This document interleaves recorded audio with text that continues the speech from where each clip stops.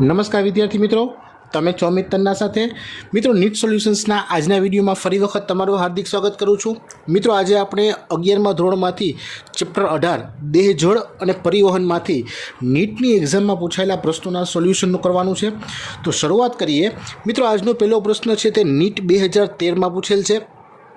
Very simple question છે। અહીં તમને એક સામાન્ય ઇસીજી માહિતી આપવામાં આવેલી છે અને તે ઇસીજીમાં પી તરંગ શું દર્શાવે છે તે આપણે કહેવાનું છે, બરાબર। 4 ઓપ્શન આપેલા છે। તો તમે જાણતા જ હશો કે જે પી તરંગો છે તે બંને કર્ણકોનું સંકોચન દર્શાવે છે। શા માટે એની વાત કરીએ તો મિત્રો, જ્યારે કોઈ પણ સમયે ઇસીજીમાં પી તરંગની વાત આવે તો તે દર્શાવે છે કે કર્ણકોનું વિધ્રુવીકરણ થયું, એટલે કે કર્ણકોનું જ્યારે વિધ્રુવીકરણ થાય ત્યારે તે કર્ણકોનું સંકોચન પ્રેરે છે। એનો મતલબ કે અહીં જે ઉત્તર બી છે તે સાચો ઉત્તર થશે, બરાબર। ઓકે, નેક્સ્ટ ક્વેશ્ચનની વાત કરીએ તો અહીં એક આકૃતિ આપેલ છે જેમાં મનુષ્યમાં રુધિર પરિવહનનો પરિપથ દર્શાવેલ છે, બરાબર છે। અને તેમાં ABCD એવા 4 નામ નિર્દેશન આપેલા છે। એમાંથી આપણે એક ખોટા ભાગને ઓળખવાનો છે। મિત્રો, અહીં એક પ્રિન્ટિંગ મિસ્ટેક છે કે નિર્દેશિત ભાગને ઓળખો અને કાર્ય જણાવો, પરંતુ અહીં જે 4 ઓપ્શન આપેલા છે એમાંથી એક વાક્ય રચના અથવા તો એક કાર્ય ખોટું છે, તેને આપણે શોધવાનું છે। ક્લિયર? સૌપ્રથમ જોઈએ એ તો તેમાં આપેલ છે પૃષ્ઠ મહાધમની। તો જે પૃષ્ઠ મહાધમની છે એ તમને ખ્યાલ હશે કે હૃદયમાંથી શરીરના ભાગ તરફ રુધિર લઈ જાય છે, બરાબર છે, તે સાચી માહિતી છે। ત્યારબાદ વાત કરીએ ફુફ્ફુસીય શિરાની। તો ફુફ્ફુસીય શિરા જે છે તે ઓક્સિજનયુક્ત રુધિરને ફેફસામાંથી ડાબા કર્ણક તરફ લઈ જાય, આ તમને ખ્યાલ હોવો જોઈએ। પરંતુ અહીં શરીરના વિવિધ ભાગમાંથી અશુદ્ધ રુધિરનું વહન કરે એવું દર્શાવેલ છે, માટે ઓપ્શન બી છે તે ખોટો થશે। બાકીના 2 ઓપ્શન પણ જોઈ લઈએ। જે સી ઓપ્શનમાં આપેલ છે ફુફ્ફુસીય ધમની, તો આ જે ફુફ્ફુસીય ધમની છે તે હૃદયથી ફેફસા તરફ રુધિરને લઈ જાય છે, તો તે અશુદ્ધ રુધિરનું વહન કરે છે, તે તો સાચો મુદ્દો છે। અને જે ઓપ્શન ડીમાં આપેલ છે મહાશિરા, તો તે શરીરના અંગમાંથી જમણા કર્ણક સુધી રુધિર લાવે છે, તો એ પણ સાચી માહિતી છે। તો અહીં જે ઓપ્શન બી છે તે ખોટું જોડાણ છે, એટલે કે તેમાં જે કાર્ય છે તે ખોટું આપેલ છે। ક્લિયર? તો સાચો ઉત્તર થશે option B. Clear? Okay, next question જોઈએ તો AB રુધિર જૂથ ધરાવતી વ્યક્તિ સર્વગ્રાહી કહેવાય છે, શા માટે? મિત્રો, આ પ્રશ્ન નીટ 2014માં પૂછેલ છે। મિત્રો, વેરી સિમ્પલ છે। તમને ખ્યાલ છે કે જે વ્યક્તિનું રુધિર જૂથ AB હોય તો તેના રક્તકણ પર A અને B બંને પ્રકારના એન્ટીજન હાજર હશે અને તેના રુધિર રસમાં એન્ટીબોડી ગેરહાજર હશે, બરાબર છે, એટલે કે એન્ટી A અને એન્ટી B બંને એન્ટીબોડી ગેરહાજર હશે। તો ઓપ્શન એ છે કે રક્તકણ પર A અને B એન્ટીજન આવેલા હોય પરંતુ રુધિર રસમાં એન્ટીબોડીનો અભાવ હોય, તે સાચો ઉત્તર થશે। ક્લિયર? ઓકે, નેક્સ્ટ ક્વેશ્ચન જોઈએ તો ડૉક્ટર હૃદચક્ર દરમિયાન ઉદ્ભવતો અવાજ સાંભળવા માટે સ્ટેથોસ્કોપનો ઉપયોગ કરે છે।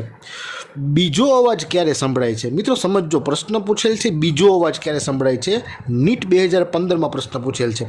મિત્રો, આના માટે તમને ખ્યાલ હોવો જોઈએ કે જ્યારે સ્ટેથોસ્કોપની મદદથી ડૉક્ટર હૃદચક્રના અવાજ સાંભળે છે તો તેમાં 2 અવાજ સંભળાય છે। પહેલો જે અવાજ છે તે છે લબ અને જે બીજો અવાજ સંભળાય છે તે છે ડબ, બરાબર છે।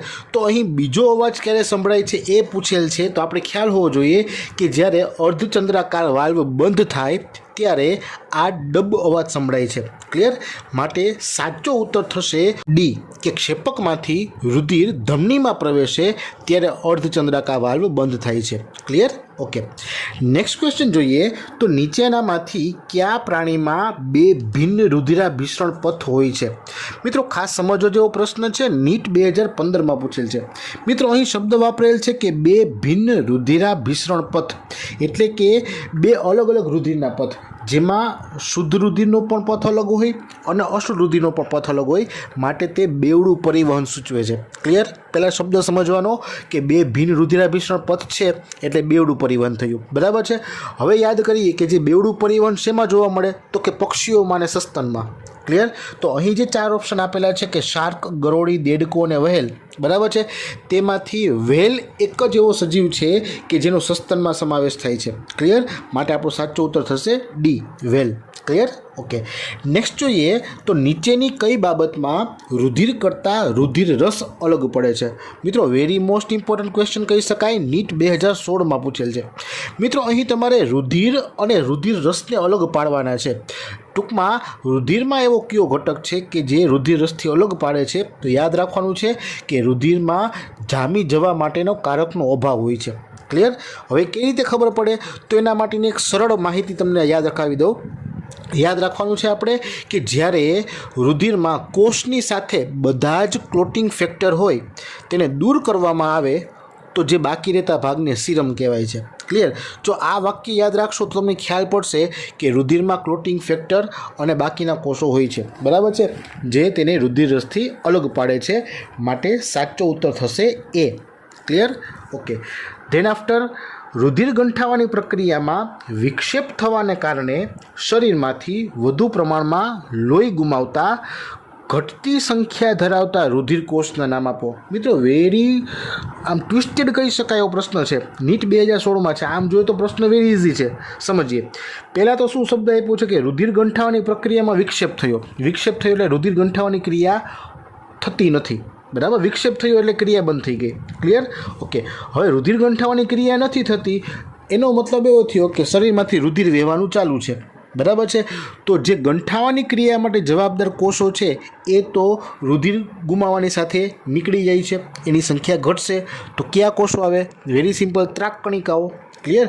એનો મતલબ કે રુધિર ગંઠાવાની ક્રિયામાં વિક્ષેપ પડ્યો અને રુધિરનો પ્રવાહ ચાલુ થઈ ગયો છે, એનો મતલબ કે ત્રાક કણિકાઓની સંખ્યામાં ઘટાડો સૂચવે છે। ક્લિયર? તો જે આપણો આ પ્રશ્ન છે તેમાં સાચો ઉત્તર આવશે બી।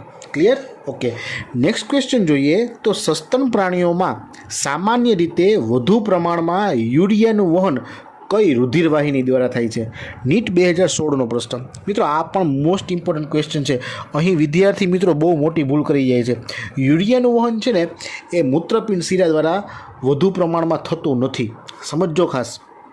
કારણ કે યુરિયા છે એનું ઉત્પત્તિ સ્થાન ક્યાં છે? તો કે યકૃતમાં, બરાબર? તો યકૃતમાં જ્યારે યુરિયા ઉત્પન્ન થાય છે ત્યારબાદ તે યકૃત શિરામાં વધારે પ્રમાણમાં વહન પામે અને જે મૂત્રપિંડ શિરા હોય છે તેમાં ઓછા જથ્થામાં વહન પામે છે, બરાબર છે? એટલે કે અહીં ભૂલથી મૂત્રપિંડ શિરા ટીક કરશો તો ઉત્તર ખોટો થશે। વધુ પ્રમાણમાં યુરિયાનું વહન પૂછેલ છે તો યકૃત શિરા આવે। ક્લિયર? એટલે સાચો ઉત્તર થશે બી। ક્લિયર? ઓકે, ફુફ્ફુસ ધમનીમાં રુધિર દબાણ કેવું હોય છે? મિત્રો આ પણ નીટ 2016નો પ્રશ્ન છે। મિત્રો ખાસ સમજવાનું છે, ફુફ્ફુસ ધમનીમાં જે રુધિર આવે છે કેવું રુધિર છે? અશુદ્ધ રુધિર છે। ક્યાંથી આવે છે? તો કે જમણા કર્ણકમાં થઈ, જમણા ક્ષેપકમાં થઈ અને ફુફ્ફુસ ધમનીમાં આવે છે, બરાબર? ત્યાંથી ફેફસામાં જશે। એનો મતલબ કે ફેફસામાં ગયા પછી એ રુધિર શુદ્ધ પામી અને ફુફ્ફુસ શિરા મારફતે ડાબા કર્ણકમાં આવે છે। ક્લિયર? આપણે ખ્યાલ છે। તો ફુફ્ફુસ શિરામાં હોય તેના કરતાં ફુફ્ફુસ ધમનીમાં રુધિર દબાણ વધુ હોય। ક્લિયર? ફુફ્ફુસ ધમનીમાં રુધિર દબાણ ફુફ્ફુસ શિરા કરતાં વધુ હોય છે। આ ખાસ વાક્ય યાદ રાખી લેજો, માટે ઓપ્શન બી છે તે સાચો ઉત્તર થશે। ક્લિયર? ઓકે, નેક્સ્ટ ક્વેશ્ચન જોઈએ તો પુખ્ત મનુષ્યમાં આરબીસી કોષ કેન્દ્ર વિહીન હોય, આપણે ખ્યાલ છે। તો નીચેનામાંથી કયું વિધાન યોગ્ય સમજૂતી તેની છે? નીટ 2017નો પ્રશ્ન। ટૂંકમાં આરબીસીમાં કોષ કેન્દ્ર નથી, શા કારણે? એ કારણ આપણે શોધવાનું છે। તો 4 ઓપ્શન આપેલા છે કે પહેલું, તે કોષોને પ્રજનન કરવાની જરૂર નથી। બીજું છે કે તે દૈહિક કોષો છે। ત્રીજું આપેલ છે કે તે ચયાપચય કરતા નથી અને ચોથું આપેલ છે કે આંતરિક અવકાશ ઓક્સિજન વહન માટે હોય છે। તો મિત્રો ખાસ સમજજો કે જ્યારે આરબીસીમાં કોષ કેન્દ્ર નથી તેનું કારણ શું? વેરી મોસ્ટ ઇમ્પોર્ટન્ટ મિત્રો, જ્યારે આરબીસીમાં કોષ કેન્દ્ર ન હોય એનો મતલબ એવો થયો કે તેમાં વધુ હિમોગ્લોબિનના ઘટકો સમાઈ શકે, એટલા માટે તેમાં કોષ કેન્દ્રનો અભાવ હોય છે। અને હિમોગ્લોબિનના ઘટકો વધુ સમય તો શું કાર્ય થશે? તો કે વાયુના વિનિમયની ઓક્સિજન અને કાર્બન ડાયોક્સાઇડ આપણીની ક્રિયા થશે। ક્લિયર? તો એનો મતલબ કે તેમનો આંતરિક અવકાશ ઓક્સિજનના વહન માટે થઈ શકે, વધુ થઈ શકે, એટલા માટે જ તેમાં કોષ કેન્દ્રનો અભાવ હોય છે। માટે જે ઓપ્શન ચોથો છે, બરાબર, 4 નંબરનું વિધાન છે તે તેની યોગ્ય સમજૂતી છે। તો અહીં એના માટે ઓપ્શન એ ફક્ત 4 એ સાચો વિકલ્પ થશે। ક્લિયર? ઓકે, નેક્સ્ટ જોઈએ તો 2 કોલમ આપેલી છે, અને તેમાં જે જોડકા છે તે જોડવાનો પ્રયાસ કરવાનો છે. નીટ 2018નો પ્રશ્ન છે. મિત્રો વેરી સિમ્પલ છે. આપણે અહીં ફાઇબ્રિનોજન, ગ્લોબ્યુલિન અને આલ્બ્યુમિન આપેલ છે અને સામે કોલમ 2માં આશ્રુતીય સંતુલન, રુધિર ગંઠાવાની ક્રિયા અને રક્ષણાત્મક ક્રિયાવિધિ દર્શાવેલ છે. મિત્રો આના માટે મેં લાસ્ટ ડે રિવિઝનનો વિડીયો બનાવેલ છે, તેની લિંક પણ ડિસ્ક્રિપ્શનમાં મૂકું છું. તે વ્યવસ્થિત અભ્યાસ કરશો એટલે આખું ચેપ્ટર તમારે વન શોટ રિવિઝનમાં પૂરું થઈ જશે. આખું ચેપ્ટર એક સાથે તમે આરામથી પૂરું કરી શકશો અને with detailed NCERT text book સાથેના દરેક મુદ્દાઓની સાથે. બરાબર છે, તો તેનો પણ અભ્યાસ કરજો. આ પ્રશ્નમાં આપણે આગળ વધીએ તો જે ફાઇબ્રિનોજન છે તેનું કાર્ય આપણને ખ્યાલ છે કે રુધિર ગંઠાવાની ક્રિયા. બરાબર છે, તો રુધિર ગંઠાવામાં મદદ કરે. ત્યારબાદ જે ગ્લોબ્યુલિન છે તે રક્ષણાત્મક ક્રિયાવિધિ માટે જવાબદાર છે અને આલ્બ્યુમિન છે તે આશ્રુતીય સંતુલન કરે છે. ક્લિયર? માટે સાચું જોડકું જોડીએ તો તે થશે A સામે 2, B સામે 3 અને C સામે 1. માટે ઓપ્શન A છે તે સાચો ઓપ્શન થશે. ક્લિયર?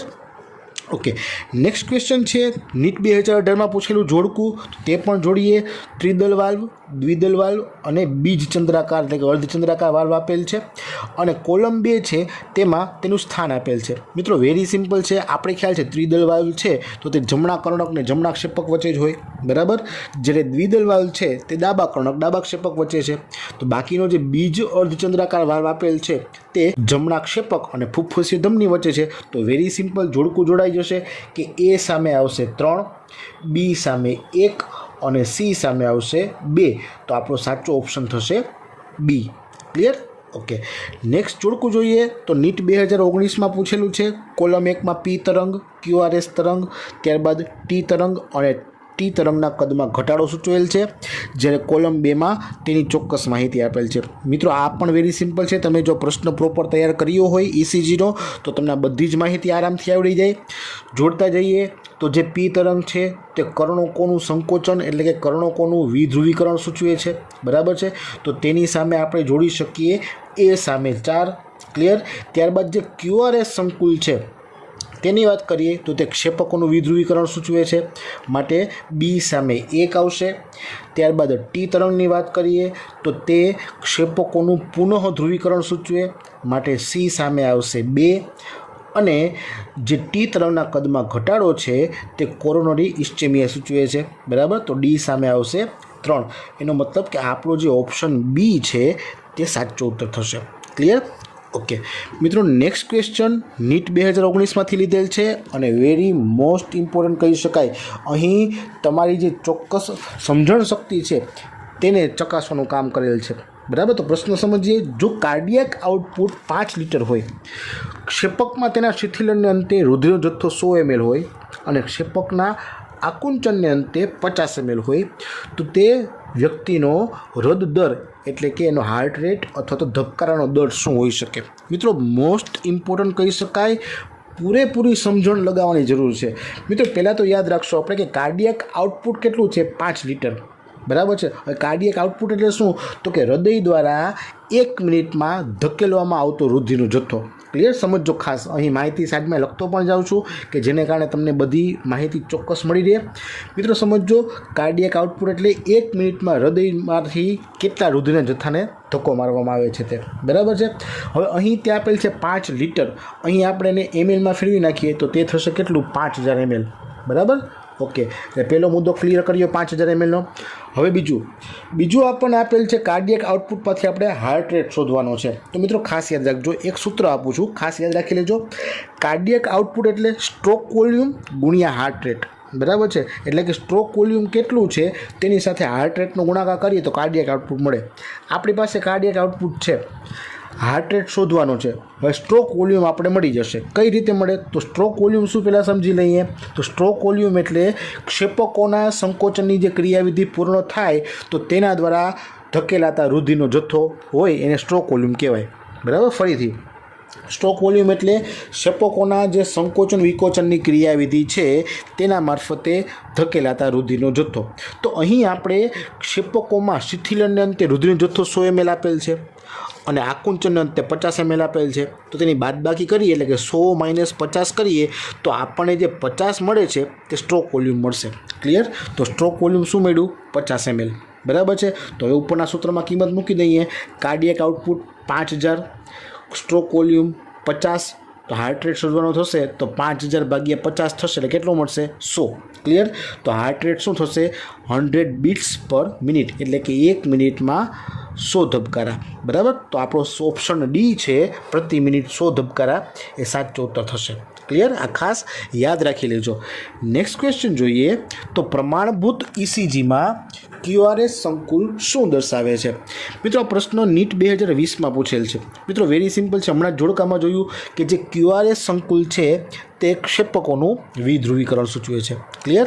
એટલે ઓપ્શન સી સાચો ઉત્તર થશે. નેક્સ્ટ જોઈએ તો છેલ્લો પ્રશ્ન કે કોલમ આપેલ છે 1 અને 2, તેમાં સાચું જોડકું જોડવાનું છે. નીટ 2020નો પ્રશ્ન છે. મિત્રો અહીં તમારે કોષોની માહિતી આપેલ છે. બ્લડ સેલ્સ છે, ઇઓસિનોફિલ્સ, બેઝોફિલ્સ, તટસ્થ કણ અને લિમ્ફોસાઇટ્સ એટલે કે લસિકા કણ. સામે તેનું કાર્ય આપેલ છે. તો મિત્રો અહીં તમને કોઈ પણ એકનું કાર્ય પ્રોપર આવડતું હોય તો બાકીના બધા જોડકા આરામથી જોડી શકશો. ફોર એક્ઝામ્પલ, તમને ખ્યાલ હોવો જોઈએ કે જે તટસ્થ કણ છે એ ભક્ષક કોષ તરીકે કાર્ય કરે છે. બરાબર? એટલે સી સામે 2 જોડાશે. ત્યારબાદ જે લસિકા કણ લિમ્ફોસાઇટ છે તે રોગ પ્રતિકારક શક્તિ ધરાવે છે, એટલે કે રોગ પ્રતિચાર આપે છે, તો એની સામે જોડાશે 1, એટલે સી સામે 2, ડી સામે 1 થઈ ગયું. બાકીના 2 વધ્યા. જો ન આવડતા હોય તો તમે આને આધારે જોડકું જોડી શકશો. છતાં સમજાવી આપું કે જે ઇઓસિનોફિલ્સ છે તે વિનાશકારી ઉત્સેચક હિસ્ટેમાઇનને મુક્ત કરે છે, અને એની સાપેક્ષે જે બેઝોફિલ્સ છે તે હિસ્ટામાઇન ધરાવતી કણિકા મુક્ત કરે છે, એટલે કે એલર્જીક પ્રેરક ઘટકો છે. બરાબર છે? તો એની સામે આવશે 3, બી સામે 4, સી સામે 2 અને ડી સામે આવશે 1. તો આપણો ઓપ્શન એ છે તે સાચો ઉત્તર થશે. ક્લિયર? તો મિત્રો આ રીતે તમે નીટના પેપર્સને પણ સોલ્વ કરશો અને ટેક્સ્ટ બુકને પ્રોપર રીડ કરશો તો તમને ઘણી બધી માહિતી મળશે અને તમે આરામથી નીટની એક્ઝામ ક્લિયર કરી શકશો. ક્લિયર? તો મિત્રો આજ પૂરતું આટલું જ રાખીએ છીએ. નવા ચેપ્ટરના બીજા પ્રશ્નો માટે નવા વિડીયોમાં મળશું. ત્યાં સુધી વાંચતા રહેજો, તૈયારી કરજો. જય હિન્દ.